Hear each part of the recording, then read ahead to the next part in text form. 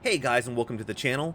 So in today's video, I wanted to talk to you guys a little bit about mining. Now, if you're not new to the channel, you know that most of what I do is salvaging. I'm either in the Vulture or the Reclaimer, and that's normally my main gameplay loop. And I'm going to tell you why, but first off, I want to say that mining has come a little bit further in the last couple of patches, and what I mean by that is, it seems that you're able to find a few more breakable rocks. Either that or I've been super extremely lucky, and I just find that hard to believe that every time I log in I'm just getting that lucky. So I'm just thinking it's easier to find more rocks that have good items in them, good tier 1 items, and by that I mean, like, you know, Terranite, gold, things like that, and of course your main thing, Quantanium. Now with the introduction of what they've put on Cellin, with the amount of quant that's on Cellin, mining has actually become quite a bit more viable.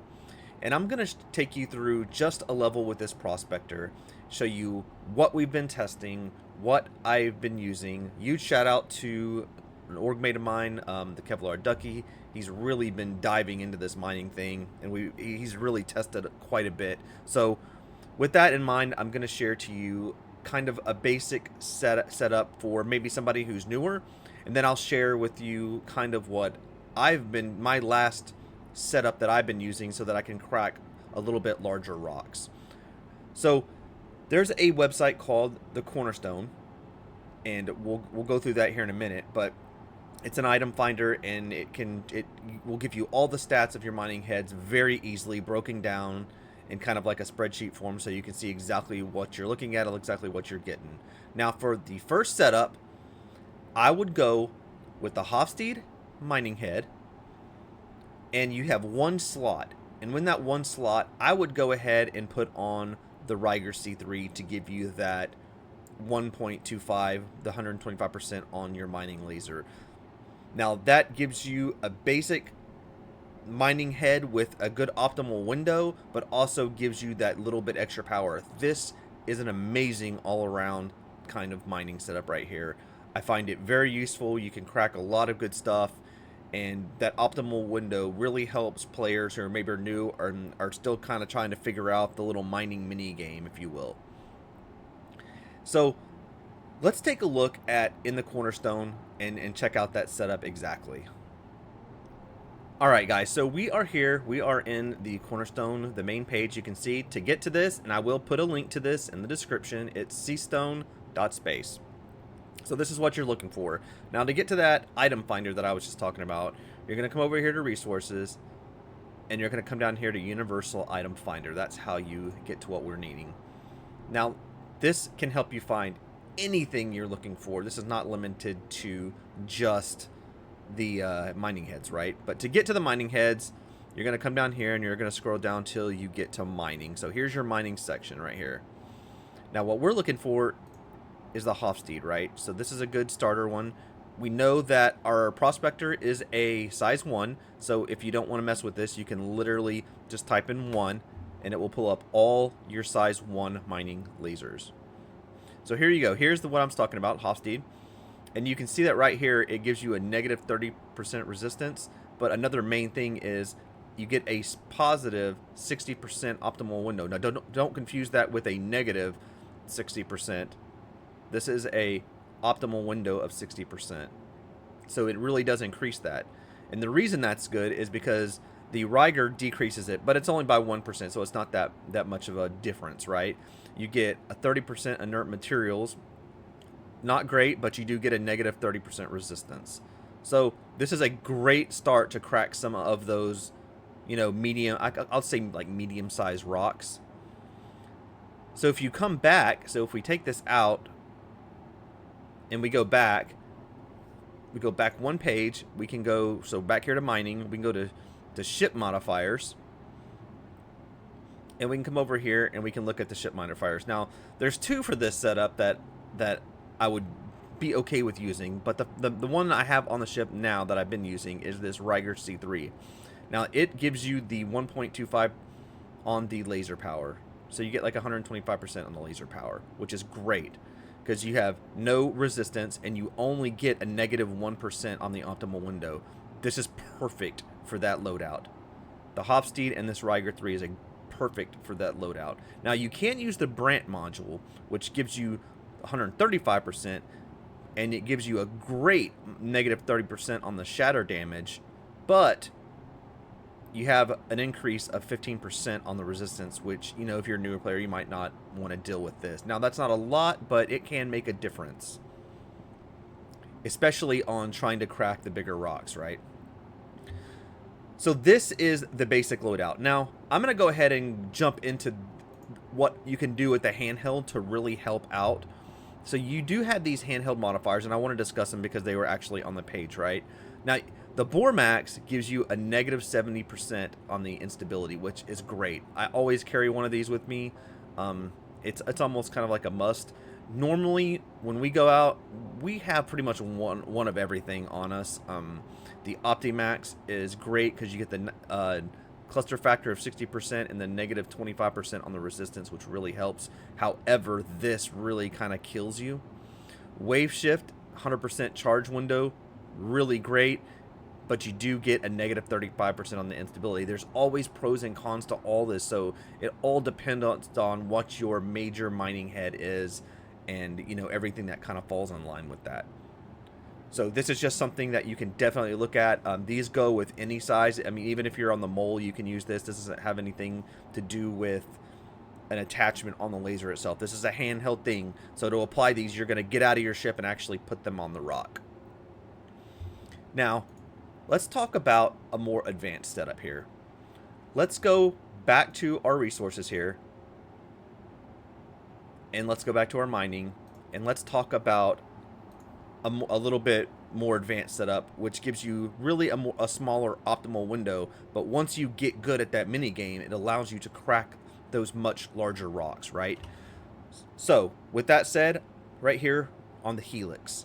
So the Helix gives you a much bigger power. So maximum power right here takes you up to 3150. It's the highest power rating. That gives you the power. However, you get this negative 40% on your optimal window, and because of that, this is where you're going to change your modules, right? So with a Helix, and you get that much bigger power, you come in here, you go to ship modifiers, and this is where you're going to run more of a focus module. Now, I don't even see the focus module actually listed in here, so what you're looking for is a focus 3 module. Let's see if we can get over here. Focus 3. There's a focus 2. Let's go focus module. So a focus module is what's going to give you the biggest percentage of change, right? I think I just actually passed that up. Let's see. Oh, here it is. Focus 3 module. So here's what we're looking for. Right here, this line. So this is going to give you the laser power. It's going to take it down. What that means is it's going to take it down 5%. So if you're at like 100%, now you're only running 95% laser power. But that's okay. Because of that, because the Helix allows for 2 spots, right? So with the 2 spots, you can run this focus module, which gives you a 40% optimal window. That cancels out the 40% or the 30% that you lost on the Helix. So it gives that back.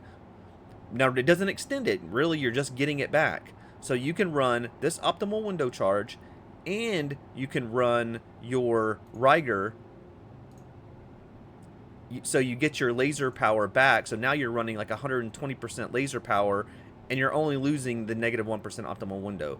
So again, you're not increasing that optimal window. You're getting to keep it, but you're getting a ton more power with this setup. So that is my 2 cents on the 2, I guess, best setups for mining in the Prospector. Guys, there's a whole bunch of different... This is just my opinion. Remember that. This is just my opinion on what I've been using, what I have found that actually works for me. Alright guys, so I hope that was good information. I hope that helps you at least get started, whether you're new or advanced, or maybe a little piece of information that maybe you didn't know. But I did want to say, before I go, why I had never mined before, right? Because it's always the risk versus reward when it comes to making AUEC. So with mining, once your bags are filled up on the Prospector, currently in game, there's no real way to drop these bags and just stick them somewhere, replace the bags, and keep going. Now, it would be amazing if we could have a ship come by, pick up the bags that are full, and you could stay out mining. That would make mining absolutely more viable in the long run than any of the other game loops that are out there currently in game as far as making money, right? You could really make some AUEC running resources back and forth with the Prospector or, of course, the Mole, right? But since that's not in game, once you get to your max, you have to take this back, you have to take it to a refinery, and you have to pick and refine it. Now, this does cost money when you go to the refinery. Refining this material does cost money, so you're going to have to deduct that from your total. Not to saying that the resources aren't worth it, but then you will have to load these resources once they're complete onto a ship and actually transport them again to another location to sell. Now, this is all time versus AUEC, right? So you have to balance in what's more. So is salvaging where it's kind of like an instant gratification thing where, okay, I salvage and okay, now I've got 3 SCU on my ship. Okay, well, there's my 3 SCU boxes. I can go sell those. And you're constantly making, like, you know, a good 250K on the Vulture going back and forth in a short amount of time versus, okay, now I have to go take this to a refinery. Okay, now I have to wait 24 hours. So that's a whole day out of your time. You got to work. You got to wait. So then you go do something else. Maybe you're across the system. Now your refinery orders are ready. Now you got to go back to that system and transport. It all becomes time versus AUEC. And if you're just mining Quitanium, I can see it being worth the time. But if you're just mining tier 1 stuff, I don't see how the time versus the AUEC is balancing out to you know, kind of be over what salvaging is at the moment. I still kind of consider salvaging the meta, especially if you have 2 people with a transport ship, because you can call out a C1, you know, M2, something like, or C1, sorry, C2, M2, something like that, strip it with the Vulture, and just start ripping these boxes that are worth 14,000, you know, per 1 SCU, and start throwing them in the back of a cargo ship, and before you know it, you're at 1 to 2 million credits, and you're selling them immediately in the same gameplay session. So, like I said, it's that instant gratification thing of salvaging. But hey, guys, I'm going to go ahead and end this video here. I hope that was good information. I hope you understand what I'm talking about. I'd love to hear what you guys think. Remember, Star Citizen is all about, you know, your own opinion and how you want to play. It's not always about just maximizing AUEC. You have to have fun in doing it, especially when you're working around, you know, bugs and testing and things like that and new patches and always trying something different. Thank you guys for the support. It's been really appreciated. I really hope this video helps somebody out when it comes to just getting started in mining or something. And I will do another video later of some actual mining gameplay to go along with this that I'll start linking together as we continue to do some more mining. I'm really looking forward to getting into doing some mining and maybe transporting it back and forth to the Stanton system and things like that, and just seeing how the economy starts to progress. As always, guys, I will see you on the next video.